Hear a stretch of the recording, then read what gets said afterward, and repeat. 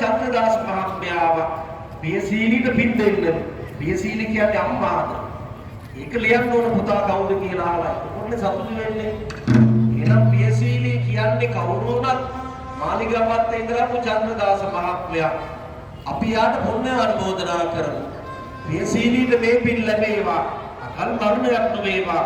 සුදේශ් අපයාට පුණ්‍ය අනුමෝදනා කරන්න.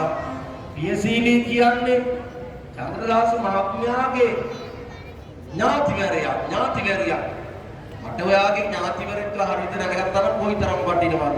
කියනකොට හරියට ලියලා යන්න පිය සුදේශවා ඉන්නවා ඇවිල්ලා කියන්න මාත් එක්ක. අපි සුදේශට පුණ්‍ය අනුමෝදනා කරනවා. පියසීලිට මේ පින් ලැබේවා. සංසාරේ සැරිසරන තාක්කල් අකල් මරණ නොවේවා. පියසීලි මහත්මියට මේ පින් ලැබේවා කියලා ප්‍රාර්ථනා කරන්නම්. කවුරුණත් කමන්නේ සුදේශ් මහත්මයා පුතුමාගේ පියසීලිට මේ පින් ලැබේවා.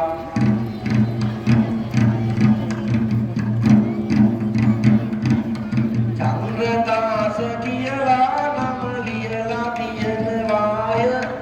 පියසීලි දෙන්නට පින්ගෙන දෙනවාය.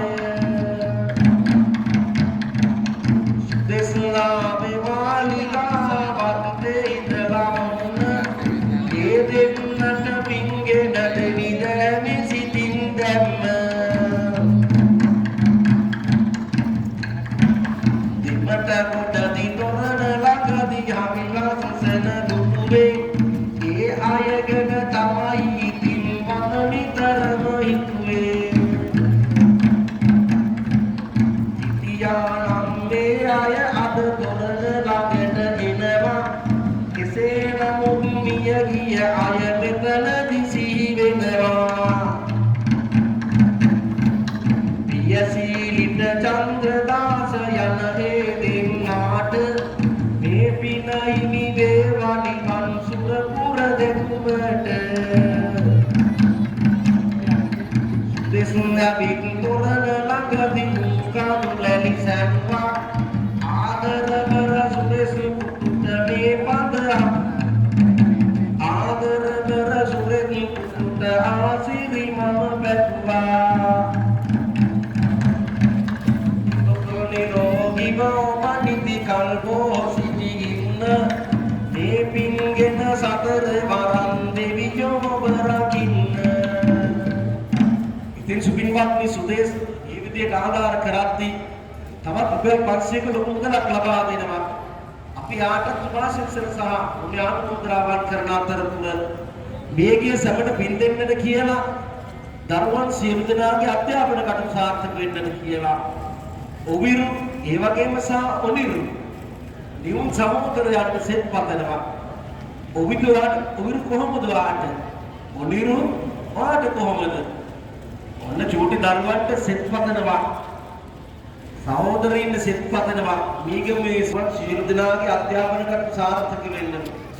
ඔවිරු සහ ඔනිරුගේ කියන නියුන් සහෝදරයින්ට සෙත් පතනවා. යාළුවගේ සහෝදරයා ඇවිල්ලා අපි ඔබට සුභාශිංසන කරන්න. ඕම් ඉතින් හරි ලක්ෂණ පුවතකි පවසනවා. ඔවිරු කියන දෙන්නා ආව ඔනිරු එක්ක මෙලෙසා.